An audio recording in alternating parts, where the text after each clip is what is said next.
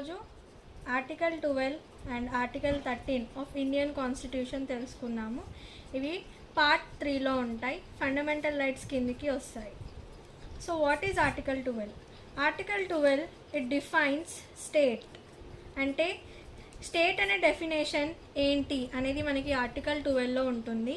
What comes under state? అసలు state కిందకి ఏమొస్తాయి అంటే state government, state legislatures, central government and central legislature, or we can call it as parliament, and local and other authorities. The local and other authorities which are under the control of government of India at the same time within the territories. ఇదంతా కలిపితే state యొక్క definition. Next మనం article 13 గురించి తెలుసుకుందాము. What is Article 13? Basically article 13ని జనరల్గా మనం judicial review article అని అంటాము.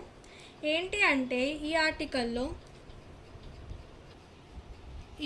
13లో మనకి 2 ఇంపార్టెంట్ క్లాజెస్ ఉంటాయి. 13 clause 1, 13 clause 2. 13 clause 1 అనేది ప్రీ కాన్స్టిట్యూషనల్ లాస్ గురించి చెప్తుంది. 13 clause 2 అనేది పోస్ట్ కాన్స్టిట్యూషనల్ లాస్. ఏంటి ప్రీ కాన్స్టిట్యూషనల్ లాస్ అంటే ఈ కాన్స్టిట్యూషన్ అనేది ఎన్ఫోర్స్కి అయ్యే ముందున్న లాస్ ఏమైనా పార్ట్ 3లోని ఏదైనా ఆర్టికల్కి ఇన్కన్సిస్టెంట్గా ఉంటే అలాంటి లాస్ అనేవి నల్ అండ్ వాయిడ్గా డిక్లేర్ చేయాలి. అండ్ ఇంకొకటి ఏంటి అంటే post constitutional laws state should not make laws that is contravening the fundamental rights. అంటే ఈ కాన్స్టిట్యూషన్ అనేది ఎన్ఫోర్స్మెంట్లోకి వచ్చిన తర్వాత ఏమైనా లాస్ మేక్ చేస్తాయి కదా స్టేట్, ఆ లాస్ అనేవి కాన్స్టిట్యూషన్లో ఉన్న పార్ట్ 3కి వ్యతిరేకంగా ఉండొద్దు. ఉంటే అవి కూడా they will be declared as null and void అన్నమాట. మనకి ఆర్టికల్ 3 బేస్ పైన 3 డాక్ట్రైన్స్ అనేవి ఉంటాయి. ఇవి చాలా ఇంపార్టెంట్. ఏంటి అంటే ఒకటి డాక్ట్రైన్ ఆఫ్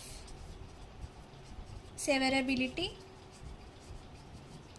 ఒకటి డాక్ట్రైన్ ఆఫ్ ఎక్లిప్స్, ఒకటి డాక్ట్రైన్ ఆఫ్ వేవ్. ఈ 3 డాక్ట్రైన్ గురించి నేను నెక్స్ట్ వీడియోలో ఎక్స్ప్లెయిన్ చేశాను. Like, share and subscribe. మీకు